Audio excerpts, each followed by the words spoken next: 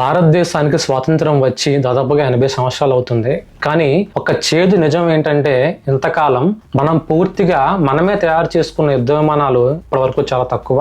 మన air force, navy వాడుతున్న విమానాల్లో చాలా భాగం విదేశాల నుంచి కొనుక్కున్నవే. వాటికి సర్వీసింగ్ చేయాలన్నా, స్పేర్ పార్ట్స్ మార్చాలన్నా, లేదా చిన్న చిన్న మార్పులు చేయాలన్నా కూడా మనకు విదేశాల మీదే ఆధారపడాల్సి వచ్చేది. ఇప్పటి వరకు మనకు ఉన్న ఒకే ఒక మార్గం హిందుస్థాన్ ఏరోనాటికల్ లిమిటెడ్, HAL.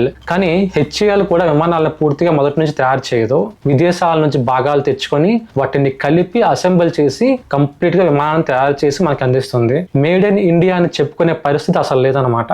కానీ ఇప్పుడు ఆ పరిస్థితి పూర్తిగా మారబోతుంది. ఎందుకంటే భారత్ చరిత్రలో మొట్టమొదటిసారి ఒక ప్రైవేట్ కంపెనీ పూర్తిగా సైనిక విమానాన్ని తయారు చేస్తుంది. అది కూడా టాటా అండ్ ఎయిర్ బస్ కలిసి తయారు చేస్తున్న ఈ C-295 మిలిటరీ విమానం ఇప్పటికే ఫైనల్ స్టేజ్ లో ఉందన్నమాట.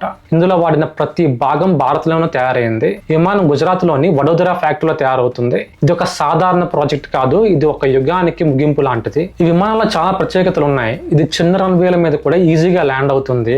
మట్టి రన్వే అయినా, పర్వత ప్రాంతం అయినా కేవలం 2200 అడుగుల పొడవున్న ప్రదేశంలో కూడా ఈజీగా ల్యాండింగ్ అండ్ టేక్ ఆఫ్ అవ్వగలదు. లదాఖ్, అరుణాచల్ ప్రదేశ్ లాంటి కష్టమైన ప్రాంతాల్లో కూడా ఇది గేమ్ చేంజర్ లా పనిచేస్తుంది అనమాట. ఇప్పటి వరకు చేరలేని ప్రాంతాలకు కూడా సైనికుల్ని, భారీ యుద్ధ సామాగ్రిని ఈజీగా తీసుకెళ్లగలదు. ఈ విమానంలోని శక్తివంతమైన 2 ఇంజిన్లు ఉన్నాయి. ఎత్తైన ప్రాంతాల్లో కూడా ఇది చాలా ఈజీగా, చాలా ఎఫెక్టివ్ గా పనిచేస్తాయి అనమాట. సాధారణంగా మనం భూమి మీద నుంచి పైకి వెళ్లే కొద్దీ గాలి యొక్క డెన్సిటీ పూర్తిగా తగ్గిపోతుంది. అలాంటి సిచ్యువేషన్ లో, అలాంటి అట్మాస్ఫియర్ కండిషన్ లో విమానం యొక్క ఇంజన్లు అనేవి వాటికి సరిపడా థ్రస్ట్ ని క్రియేట్ చేయలేవు. ఈ విమానం మాత్రం ఆ సమస్యని పూర్తిగా అధిగమిస్తుంది. ఎయిర్ డెన్సిటీ తక్కువ ఉన్న ప్రాంతంలో కూడా దీన్ని పర్ఫెక్ట్ గా థ్రస్ట్ ని క్రియేట్ చేసి పర్ఫెక్ట్ గా వర్క్ చేస్తుంది అనమాట. ఒక్కసారి కనుక విమానం టేక్ ఆఫ్ అయితే గాలిలో 11 గంటల వరకు ఉండగలదు. సరిహద్దు నిఘా విషయంలో కానీ, సముద్ర గస్తీలో కానీ ఇవి అత్యంత ఉపయోగకరంగా ఉండబోతుంది అనమాట.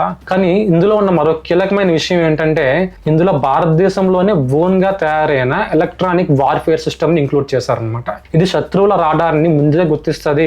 ఫర్ ఎగ్జాంపుల్, శత్రువుల నుంచి కనుక ఏదైనా మిసైల్ అటాక్ కనుక విమానం మీద జరిగితే ఇది ముందుగానే వాటిని ఐడెంటిఫై చేసి పైలట్ కి ముందుగానే వార్నింగ్ ఇస్తుంది అనమాట. దీన్ని బట్టి ఏంటంటే ఆ మిసైల్ అటాక్ కి గురి కాకుండా మనల్ని మనం తప్పించుకోవడానికి చాలా ఈజీగా ఉంటుంది అనమాట. ఈ టెక్నాలజీ పూర్తిగా భారతదేశంలో తయారైంది కాబట్టి ఇందులో ఏమైనా కస్టమైజేషన్స్ చేయాలన్నా, మోడిఫికేషన్స్ చేయాలన్నా, అప్పటికప్పుడు మనం అప్డేట్ చేసుకోవాలనుకున్నా సరే ఎలాంటి బయట దేశాల నుంచి కూడా ఎలాంటి పర్మిషన్స్ తీసుకోవాల్సిన అవసరం లేదు. మనకి ఎలా కావాలంటే అలాగా, మనకు నచ్చినట్లు మన రిక్వైర్మెంట్స్ తగ్గట్టుగా మనం దీన్ని మోడిఫికేషన్ చేసుకోవచ్చు. ఇంకో ఇంపార్టెంట్ విషయం ఏంటంటే, భారత రక్షణ రంగంలో ఒక పెద్ద మార్పులా దీన్ని మనం అనుకోవచ్చు. ఎందుకంటే ఇంతవరకు భారత రక్షణ వ్యవస్థలో ఇండియన్ గవర్నమెంట్ యొక్క HAL మాత్రమే ఆధిపత్యాన్ని కొనసాగించేది. కానీ ఇప్పుడు ప్రైవేట్ రంగం కూడా భారత జాతీయ భద్రతలో కీలక భాగస్వామిగా మారబోతుంది. ఈ ప్రాజెక్ట్ కనుక విజయవంతం అయితే భవిష్యత్తులో యుద్ధ విమానాలే కాకుండా హెలికాప్టర్లు, ఇంకా చాలా రకాల డిఫెన్స్ ఎక్విప్మెంట్ విషయంలో కూడా ప్రైవేట్ కంపెనీలు ముందుకు రావచ్చు. చివరిగా చెప్పబోయేది ఏంటంటే,